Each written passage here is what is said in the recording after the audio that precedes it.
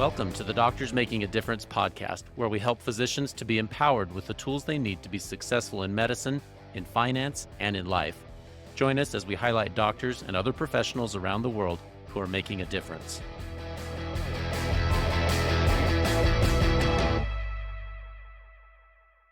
I'd like to welcome Dr. Marleen Temmerman. Dr. Temmerman is here with us today. I think you're going to find this very interesting. She has worked in Kenya for years. She grew up and went to medical school in Belgium and has had a fascinating career across a variety of places. I've been following her work for several months. It's been trying to make the time zones connect so that we could do this recording, and I'm delighted to be able to do this recording today. So, Dr. Temmerman, would you mind introducing yourself to our audience? Sure, Peter. Thank you. And thanks for inviting me today. So my name is Marleen Temmerman. I'm a Belgian national obstetrician gynecologist, also trained in public health and global health. And I live and work in Kenya, in Nairobi and in other places where I am a professor gynecology at the Aga Khan University in Nairobi. Yeah, that's me. Well, it's awesome. I guess I want to go back to when you started this. You mentioned before we hit record that you always wanted to work. You mentioned either in Africa or South America, developing countries, to make this change. And so, do you mind telling us about that? How did you end up doing that? Because you started off as a young person. A lot of people have aspirations and dreams of going and making this large impact, but you've done it. You've done it throughout your career, which is quite interesting. So walk us through that journey a little bit. Thank you. So, as a young girl, already I was equity. I wanted to make sure that people around the world had the same chances. And so I was always very engaged, and I wanted to do medicine to be able to work globally in Africa or in Latin America and to make a difference. Maybe very naive when you're a young teenager, but it was a dream that really kept me going. So I did medicine, which was already unusual because girls from my social class and my generation, did not go to medical college. But I managed to convince my parents. We worked hard. And so I did medicine and graduated in 78 from Ghent University and wanted to do gynecology. But when I knocked at professor's door to ask for a residency place, then he said, but what are you asking? Gynecology, but you are a woman. And he looked at me like, yes. So then Well, which is he said, crazy no, from no. today's standards. It seems like most OBGYNs are women. And so, but at that Sure. time, they gave you this crazy feedback, but you're a woman. How could you want to do this? Yeah. Interesting. Yeah, because who will take care of your husband, your children, your family? Why don't you do dermatology or something else that you can organize your life? So the doors were closed. I became a GP, but the dream was there, and that was before internet. So I had to write letters to universities in my own country, in the Netherlands, in Germany, France, Europe, everywhere in UK. Finally, I found a position to start my training in the Netherlands, and could continue later in Brussels, in my own country, to become then a gynecologist in 83. Meanwhile, I had followed public health, master in public health and tropical medicine because I wanted to work globally. And my opportunity came, and I remained in academia because I wanted to work. Academia, you can do research, you can teach, and you do a lot of service delivery, which is clinical work. So I was at Brussels University, and then the chance came in the 80s, mid 80s, because I had already visited University of Nairobi, where there was a small group doing research on gonorrhea, chlamydia, sexually transmitted diseases. And then the new virus came, HIV. So I was invited to move to Nairobi for 2 years to lead research. With the question was, can HIV have an impact on pregnancy outcome, on children? We didn't know anything about it. It was really the pioneers' work. And I joined a small group at University of Nairobi with Canadians. Later, University of Washington joined. And it was really great. I worked in maternity, in rather the slums in vulnerable groups in Nairobi, where uh, we had 80 to 100 deliveries a day, every day, of Goodness, people every who could day. not, every day. It Wow. was really the cradle of mankind. A lot of people came there. It was purely a maternity, maternal and newborn health.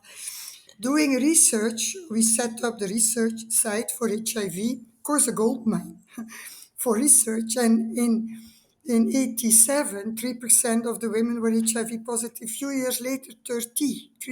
Hmm.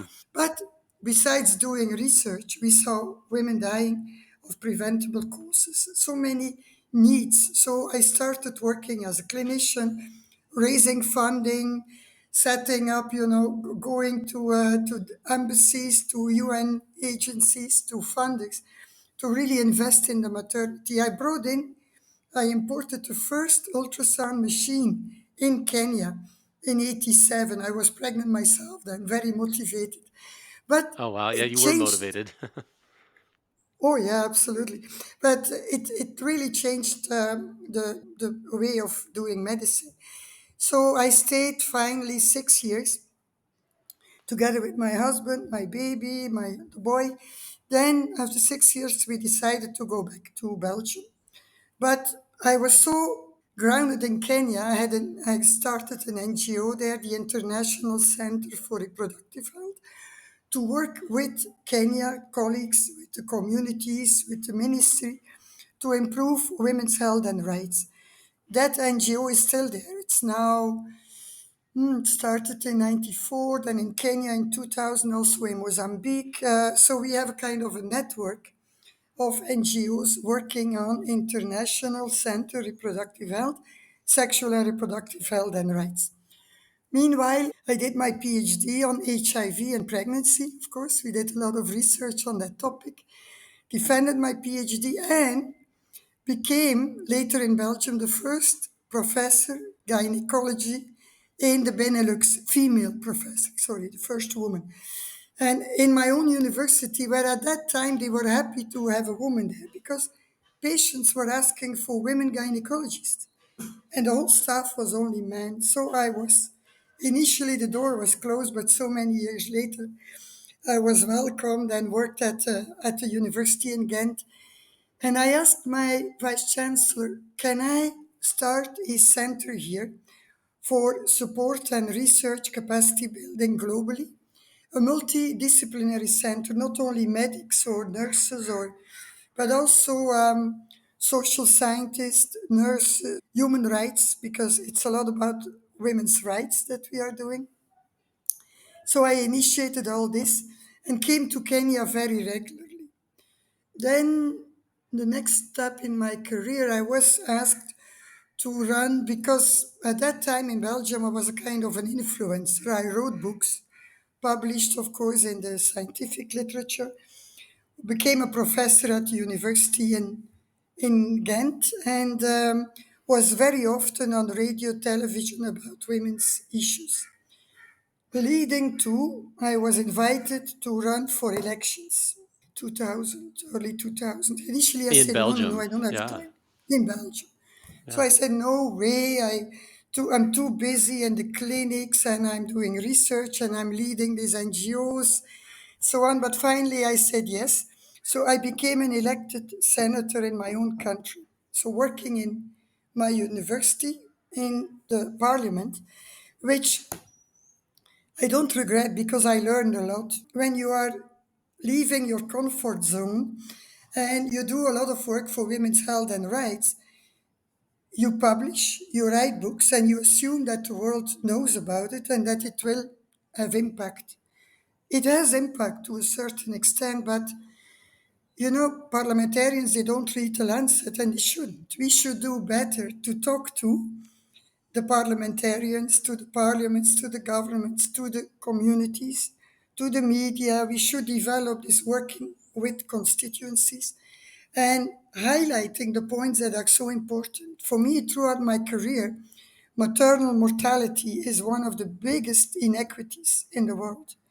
Why are women today still dying, giving life? So many here in Africa. In my country, it's never zero. But like in Belgium, we have like 5 to 6 women dying for every 100,000 deliveries. In Kenya, it's 350. So there are so many inequalities, and it's a very strong indicator of inequality. So we work around this, but also about around adolescent health and rights, family planning, early marriage, the whole women's rights agenda. So I spent 2 terms in politics, and at the end of that second term, I was invited to go to join WHO, the World Health Organization, where I became the chair of the director of the Department on Women, Reproductive Health and Research, Women's Health. And so I stayed in WHO, learned a lot again, because working with the UN, not only WHO, but also UNICEF, UNFPA, you form UN Women, really a global community where we could move these agendas on women's health and women's rights.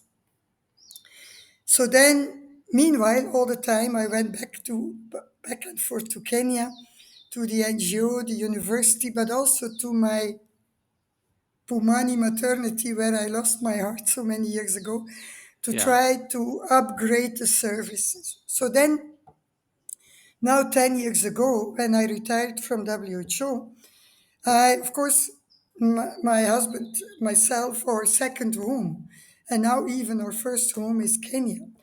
So I relocated to Kenya again in 2015, where I joined the Aga Khan University, where I'm still working, doing the same action. What is that?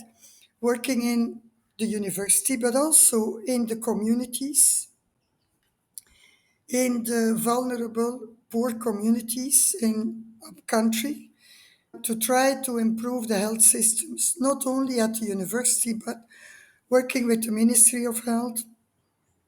For example, I have been appointed now by the governor here in Mombasa, a big county, as the chair of the board of the largest hospital here in Mombasa. It's a 730 bed hospital where we are trying now to invest in improving maternal health, reducing mother's death, children's, but also going into the non-communicable diseases. There are a lot of women here who are dying of treatable diseases, cervical cancer. Breast cancer is a big issue.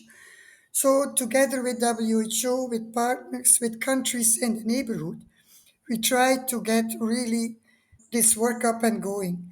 And I must say, we have also, like many of us, actually really been impacted by the US government policies reducing US aid. Many of our projects were funded by US aid, so we had to lay off some of our staff, we had to close some of our programs, and we see the impact on maternal health. We see again, Kenya had done very well in controlling HIV/AIDS.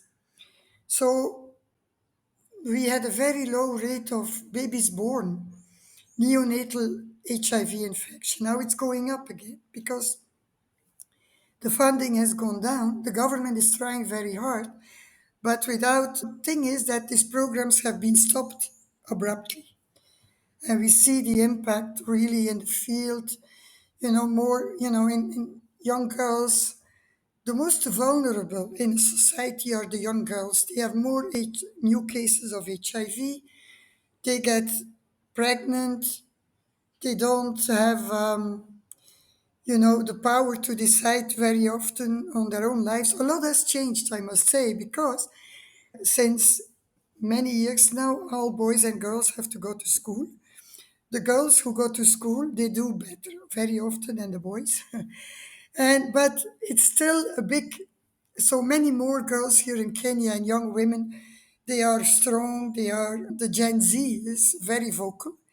They are intelligent, they are trained, they are taking leadership positions, but there is a big gap with the poverty that we see up country. And we are trying with our communities, the Aga Khan community, the NGOs, the ministries, we are really trying to make a difference. But It is a big, big problem. And it's not only the funding from US, also from European countries.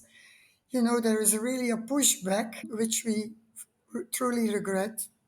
Yeah. Well, it's interesting to hear this incredible story you've told. Most physicians, look at this and say, "Well, I want to become a good clinician," or "I think it would be fun to be involved in international work," or occasionally people get involved in politics. Much less the World Health Organization. You've had a chance to kind of dip your toes into every one of those things and be heavily involved. And even at this stage of your career, you're still very involved in what's happening in Kenya. And like you say, the loss of funding is abruptly has a huge impact, whether no matter where the payer source. I've been privileged to go to Africa on a number of occasions to do medical service work, and you can see a relatively small amount of money can go a very long way toward prevention Mm. programs and education and empowering people to solve their own problems. What have you noticed between when you first started this work in the 1980s until now? What have you noticed about like the people in Kenya? What have you noticed about the attitudes and the understanding and the education regarding preventable disease? Kenya is a great country. I love Kenyan people, of course, otherwise I wouldn't be here. The population, so when I came here in 85 till now, population has doubled, more than doubled. There were like Hmm, 22 Kenyans then. Now there are close to 60. hmm.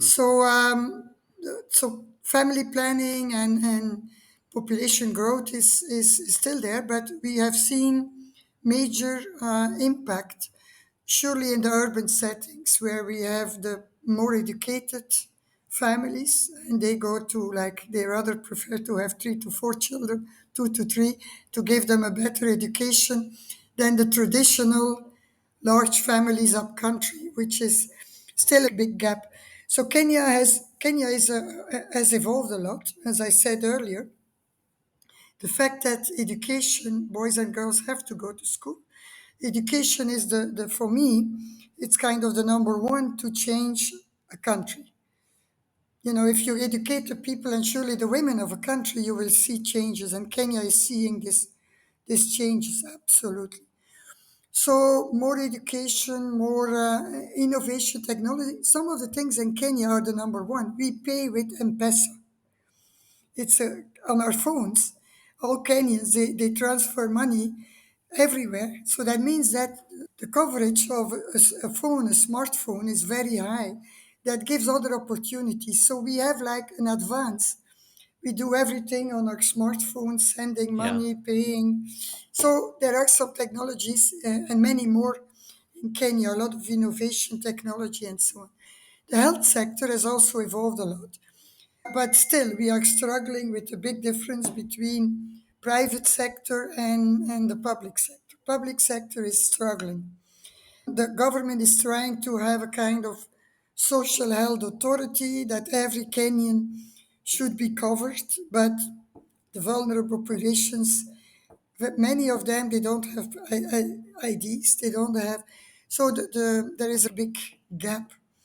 The good thing is, again, back to education. Here in Mombasa, for example, in the coast in Mombasa, there was no university till about, what, 14 years ago. Then the polytechnic changed into a university.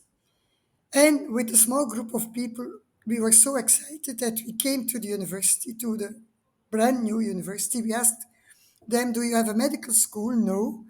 Do you want a medical school? Yes, of course. So I then contacted my vice chancellor at Ghent University, the dean. We brought these communities together. Then the government built a building on campus. We got a little bit of funding here and there. And now next week, 4th of September, we open the first medical school here in the county. So this is a huge opportunity for the coast. Coast has always been a bit neglected to also have their medical school. We have now only 40 positions. The government, the governor himself, he is also sponsoring a few more. So we will start with like maybe 50 students. We had 450 applications. Hmm. So we built this curriculum, but we still need, and I'm doing fundraising all the time. We would really want, in my university in Ghent, we have a fund that is called Fund Marleen Temmerman, where Belgian people they give a, they store they provide some money where that we are using for Kenyans and Mozambicans and others to go for higher education. I am also still now, I have about, maybe I've finalized 60 PhD students, most of them from here, who were given the opportunity to do research, but now they are clinicians, people from the ministry, researchers, but we have a community that helps them to publish, to raise funding, to raise grants, and then to invest in their own career. I see my old students now, I mean, from years ago, they are now vice chancellor of university, they are in the ministry, they are with Swahili we call them the mama kubwa, the big mamas, the big papas, the leaders. And that's really what makes me very happy, contributing to, development and to make sure that the Kenyans, they have so much potential, that they are the leaders of the future. It's not me who has to talk about problems of female genital mutilation in the country. Of course, I can talk about it. We do research, we know the problems, but it will only change with the young Kenyan women and men who come forward and who really want to stop this harmful practice. Same with child marriage, teenage pregnancy, so many problems. But now with all these young people that we didn't have 40 years ago, there were hardly female students at the university, and they were very much, they hardly one could speak to a professor. Now they are the ones coming in the streets. They have a vision, a mission. So a lot has changed, and that's why I believe in this country and the countries around, because with education you can develop your middle class. There will always be a difference between the poor and the rich and so on, but important is that you give education, job opportunities, and that the middle class can develop themselves, can become the future leaders. So for me, it's very important. And everyone who wants to help there, you are very welcome. Well, like you said, education is the key because when I think you made a good point. If you show up as a person from another country and tell them all their problems and tell them what to do, very few people will actually change. But if you educate people and help people to become empowered so they understand it themselves, then you're now seeing the fruits of your labors. Decades later, you see all these intelligent people who have been educated. They understand the problem from all sides, both culturally and scientifically, and then they go back to their communities and say, okay, let's make change from within. And that'll leave a multi-generational impact, and it'll let people pull themselves out of that poverty cycle. And I like your comments about developing a middle class. We've noticed when my group's gone to Uganda and Kenya before, that there's just not much of a middle class, at least out in the rural areas. And so if you can develop that, you get a group of people that's educated. They have the same goals as everybody. They want a peaceful life with low disease and the ability to take care of their families, and that's wonderful. It's really pretty neat that not only do you have these wonderful ideas, but you've been able to actually do it, and now you're living in Kenya, seeing the fruits of your labor, and you're starting a medical school. Pretty cool. Nice. And next week, we are so excited. Yeah, absolutely. Because that will make a big difference. The hospital where I'm working now here in Mombasa, the Coast General Teaching and Referral Hospital, it's a government hospital with a lot of problems, but also a lot of steps. We have developed a beautiful cath lab, a new ICU, a pediatric accident and emergency. We are now raising funding locally and internationally to really become not only for Mombasa, but for the whole coastal area, which is about 5 to 6 million people, to have cancer detection, screening, treatment. Because, like the women who are coming here with breast cancer, very often they are, too late. Cervix cancer, we have in Kenya every year about 6,000 women die of cervix cancer, another 6 to 7,000 of breast cancer. So many, the same numbers of birth giving life. So this, with better systems and technology, we are also in the university then, of course, participating in new technologies, looking at AI, artificial intelligence in medical diagnostics. But it's good to develop that, but it can only have an impact when you can really use it in the population, not only for the upper class, the very few who have the money. So that's what we are trying to work towards. And I'm sure that we can make a difference in even in this coastal area. But we need support. We need really so, and there are Kenyan philanthropies. There are rich people, of course, in Kenya, and some of them they really also invest in their community. They pay back to their community. I've recently met a group of people because all these years that we worked in this maternity, Pumani Maternity Hospital, calculate if you have like, now it's a bit less, it's 50 deliveries a day, but still a lot. The millions of Kenyans who are born in that facility, many of them are now big leaders, businessmen making a lot of money, politicians, rich people. So we are setting up a kind of a fund, saying a group, we call them the Children of Pumani. Hmm. And calling upon them, you have to pay back to the place where you have seen the light, right? Where Hmm. you are born and you are a healthy baby grown up. So, I mean, that motivates people to invest in these facilities. So that's the kind of work we are doing. Advocacy, but also working with NGOs, with the communities, because it's the communities, not me. I'm still, Kenyan since so many years. I feel like a Kenyan citizen, but Yeah. I'm not a Kenyan. I'm still an outsider, a Mzungu. So Yeah. I think Mzungu. it's the Kenyans, a Mzungu. Although my first book I wrote in my language is called Mama Daktari, and that's also my Twitter name. Mama Daktari is Madam Doctor in Hmm. Swahili. So, but I think I feel like it's the Kenyans now who are taking over. It's not, we can only support, we can give them the opportunities to indeed take care of higher education, to do their PhDs or to, because our students from Belgium, they come here, the medical students from Ghent University, they come here already like 30 years and longer for their electives. That's fine. But Kenyan students there needs to be reciprocity. Kenyan students need to go to Belgium, maybe not to work in our maternity because they learn much more here, but to learn technology, to become maybe, in radiology and engineering. So that's what we are setting up, this reciprocity Well, between, the different. another question on this is so funding sources are hard. You mentioned the sudden cutting off of USAID, which is a big one.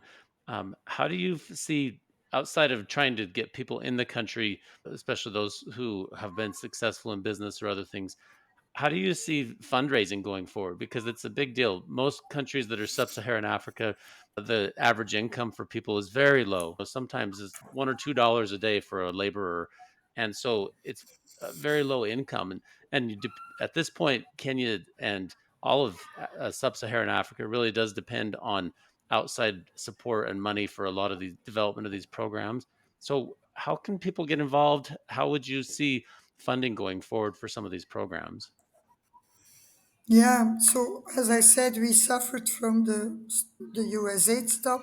Also, NIH, we had a number of NIH programs in the universities that are coming to an end. So we have, of course, we work with other European programs. Horizon is a good funding agency, but cannot really fill the gaps. I'm not talking about research. So there are, of course, also the European partners, but also there from government support, it's going down for many countries.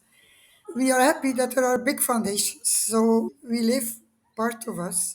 surviving our programs with the Bill and Melinda Gates Foundation.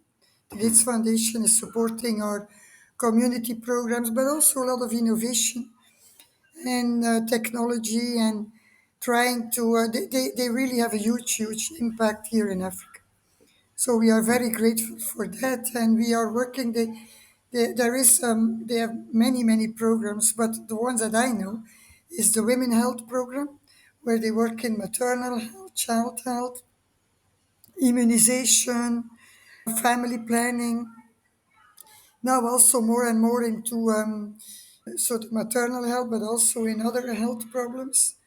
Cervical cancer is one of them. So we get a lot of support from them, which is good.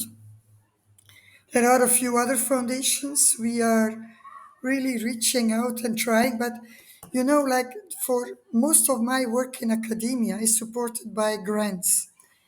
Grant writing, it's really major undertaking. If you write 5 grants with your team or 10 and you have two that are awarded, you can be happy. And so we have to train the people in writing grants, publishing.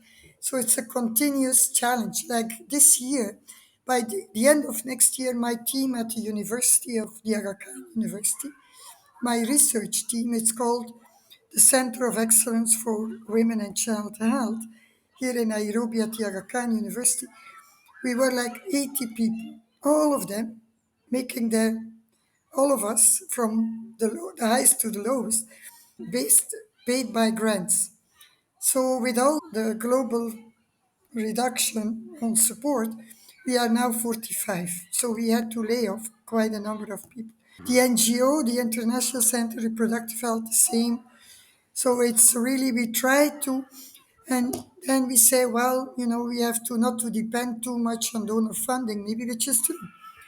But the fact that it happened so suddenly, I could accept that the donor, like US, is saying, look, guys, you are now evolving and you have to take care gradually more and more of your own business. We reduce maybe international collaboration or funding with like 10% per year Right. It was or hard over hard to 10 go from years. 100 to 0, 100 to 0 all at once. Very hard. It's impossible. And then you Yeah. lose all these people who have been trained, the capacity. In the hospital, we had a very good comprehensive care clinic for HIV patients. But we have to lay off these people. And there is less women who are coming now for the PMTCT as prevention of maternal transmission of HIV. That is going down again because the money is not there anymore, or only a bit to test the moms to provide them with antiretroviral medication. So it has an enormous impact. Yeah, Well, and HIV specifically is a disease that it's a worldwide disease. So what happens in Kenya or any country, if you have a large disease burden go up, that does tend to impact people worldwide. So I think it's money well spent when all countries look toward prevention programs that help people to not have that. And so that is sure. a big problem. Another question for you is, so a lot of people listening to this podcast, most people listening to this are physicians. And there's somebody out there listening saying, boy, Dr. Temmerman has had this amazing career. How do I get involved in something like that? What would you tell of an aspiring young physician or someone who's been in practice for a while and says, hey, I want to give back to the world community and I want to be involved? How would you tell them to begin the process of trying to become involved? There are so many opportunities. I think wherever you are in the world, whatever you do, let's say now young physicians, what can you do? You become a physician. The first thing is that it's important that you deliver good medical care, whatever specialty or GP That's or right. wherever you are. You treat your patients with high quality. You follow the guidelines. You make sure that you have a good respect for the patients you are dealing with. So that is kind of the basic. But how can you be involved in every community? There are opportunities to get engaged in community health centers, to do some work for free, voluntary work here and there. If you are at the university, you can be involved in research, in global research. We have a number of US partners. Like we work with university, we work with Johns Hopkins University, we work with University of Washington in Seattle, we work with Michigan University, just to name a few. So with these universities, we have exchange programs. We have young doctors, US doctors, who work with that. We team them up with kind of doctors or healthcare workers from this part of the world. There are a lot of opportunities for scholarships and to get engaged. Like the best projects are the ones where you have a sandwich program with a US person, with somebody from here, and you grow together, you develop these capacities together. But even if you are not in universities and wherever you are in the world, you can always look for if there is an opportunity. And if you are fully busy with your own business, you don't have time to engage, maybe you can share some of your wealth, like the foundations are doing. We mentioned the Gates Foundation, but there are others as well, of course, who can share part of their fortune and then maybe invest in this kind of global health or global society programs. There are many. Well, and there, I think everybody hopes for a coming day like what you envisioned. When you started out, is some of these inequalities, some of the things where a nice person is born in Europe and a nice person is born in sub-Saharan Africa, and yet the opportunities for health and education and things are just so vastly different. And so when I think we hope for a day when those equalities are improved, and a lot of people have different outcomes, but if we can provide some more parity in the opportunities people have. And I think I heard a comment once about, some of the artificial intelligence technologies may be really beneficial in some of these lower resource locations because if, I know just at home when you have an EKG or a radiology read, and sometimes there's automatically a preliminary interpretation that comes out on some of that stuff. That could be a big benefit if you say, well, we have an ultrasound or we have a X-ray, and we don't have a radiologist look at it yet, but we have a really clear idea of what this is and some of the ability to share screens across continents to say, I need Sure. someone to look at this. I think that provides a lot of awareness, and from a medical standpoint, that helps. And so there's ways for people to get involved, whether through a local foundation or a university, or send your dollars to Yeah. work in places like where Dr. Temmerman works. And yeah, we have like telemedicine is already starting to grow here. You know that people don't have to come, but you can do with telemedicine. You can do a lot. If I may, just one advice to the young people maybe who are listening. I think in my career, I come from a very humble family where girls usually don't go to university. My three brothers was no problem, but I had really to convince my daddy, who was saying, but why don't you become a teacher or a nurse? Why do you want to go to universities? That is not for our kind of people. But they allowed me, and I would say, if you have a chance, take it. Number one. My mother always said, if you want to reach for the moon, maybe you grab a star. It's of course the opposite, but I mean, Right. so grab the opportunities. Then the other thing I would say, don't take no for an answer.